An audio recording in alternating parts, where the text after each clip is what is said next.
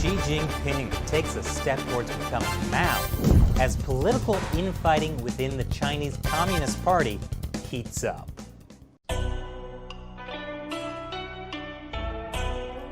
Welcome back to China Uncensored. I'm Chris Chappell.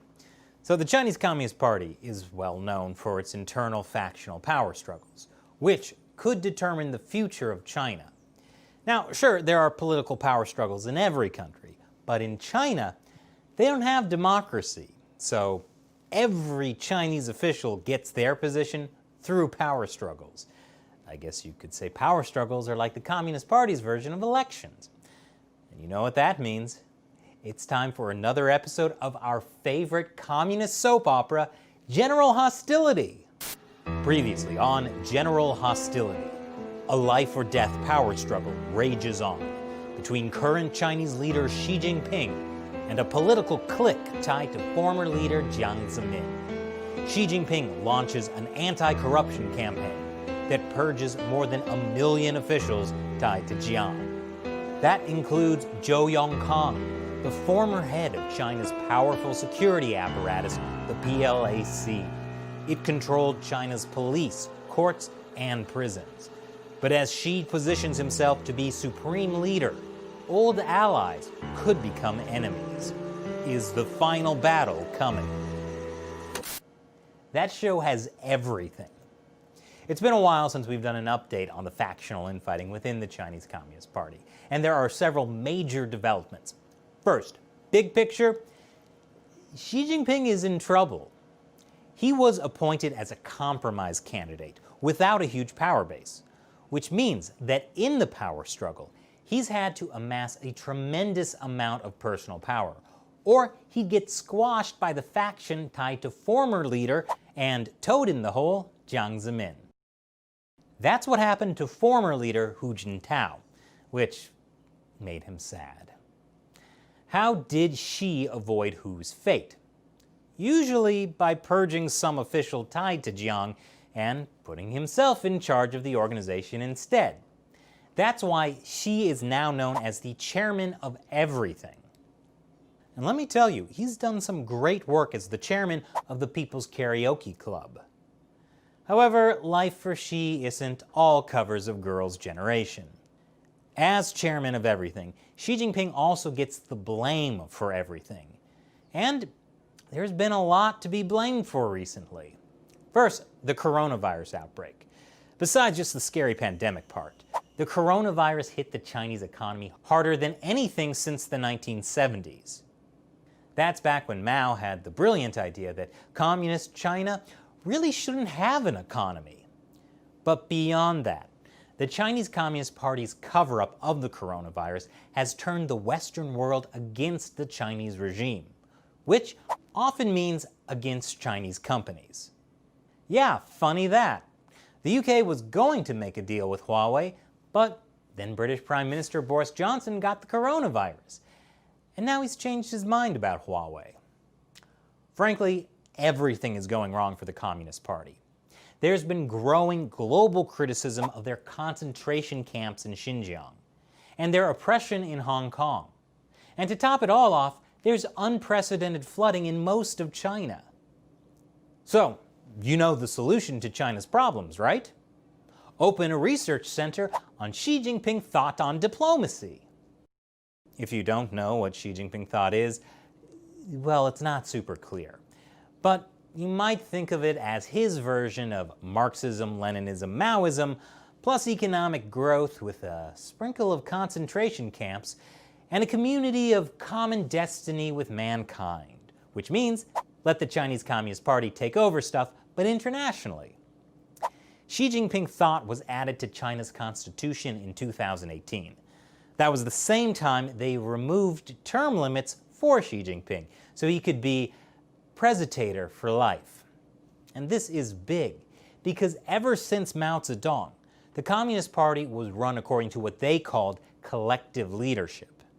Basically, after all the economic and political disasters Mao personally created, no one wanted a single strongman ruler calling all the shots.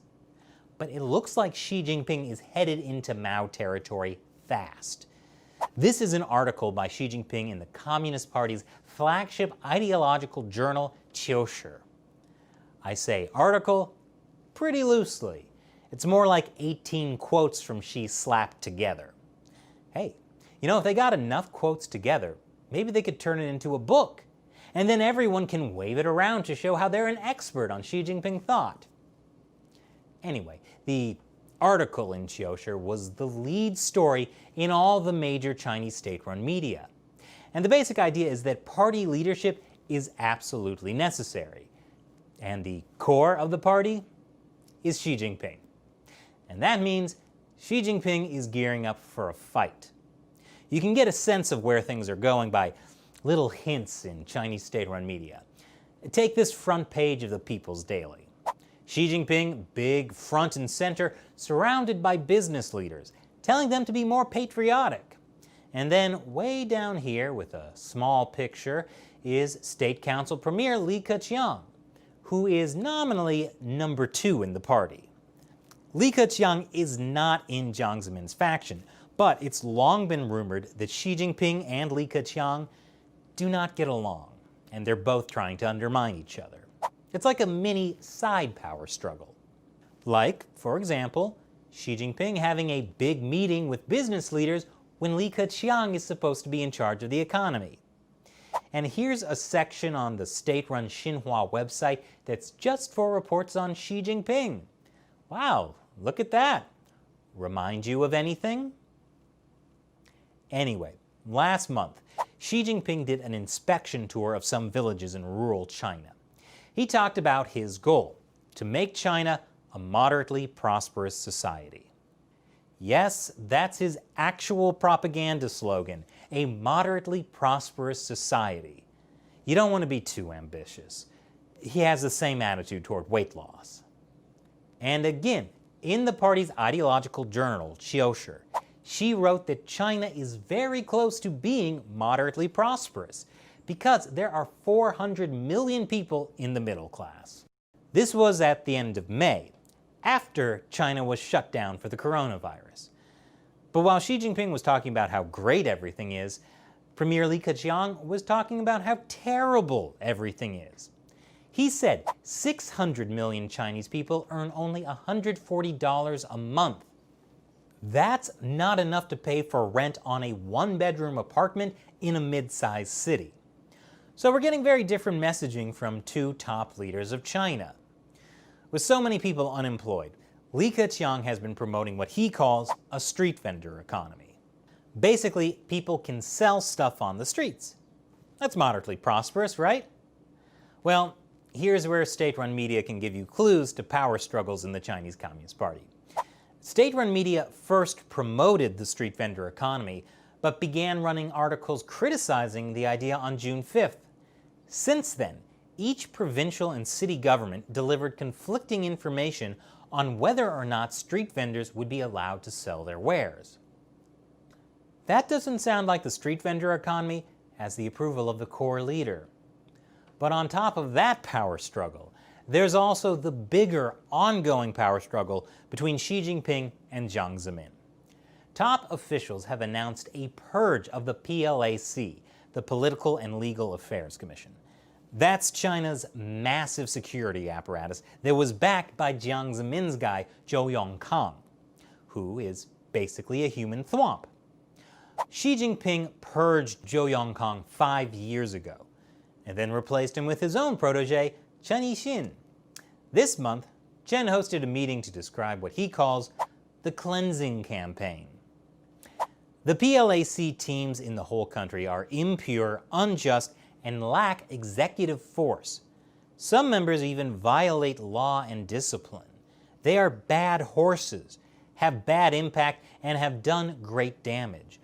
We have to turn the blade to face ourselves in order to treat the problem, which I think is very exciting.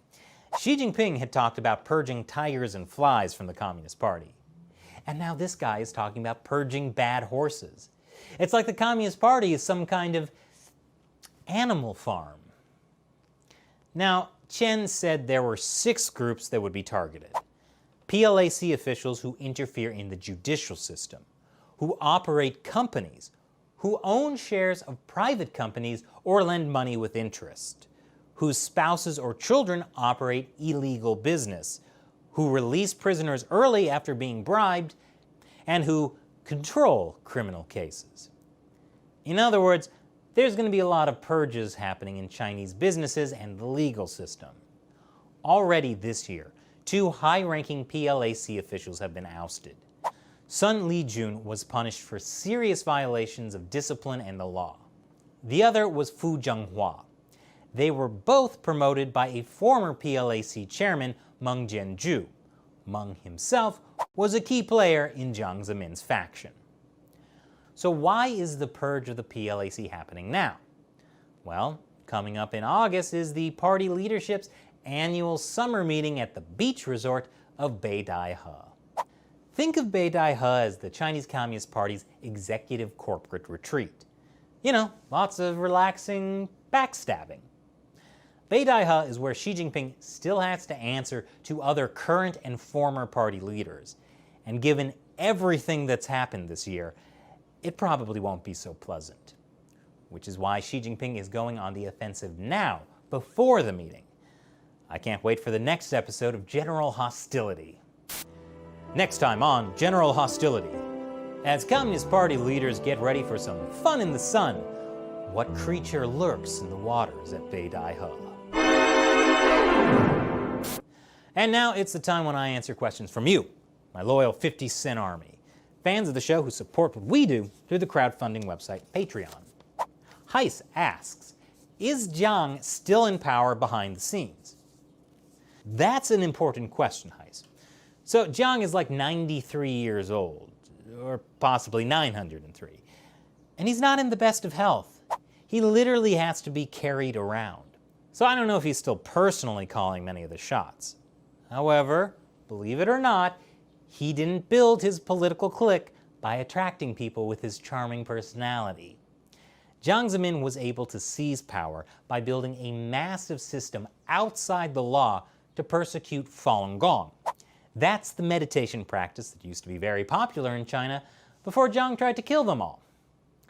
If you wanted to be promoted, you had to take part in Jiang's anti-Falun Gong campaign. But that also meant you had blood on your hands. And there was lots of money involved, including massive amounts of corruption. Which means you could lose everything if that all comes out. So you have to remain loyal, because if Jiang Zemin goes down, you go down too. So because all of Jiang's people have this shared crime, they're all fighting against Xi Jinping to save themselves and their money. And that's largely what drives the Jiang faction today. Thanks for your question, Heiss. And for all of you watching, consider joining the China Uncensored 50-cent army. You'll have a chance to ask me questions on the show, and there are some other cool perks as well. Check out patreon.com/China Uncensored to learn more. Once again, I'm Chris Chappell. See you next time.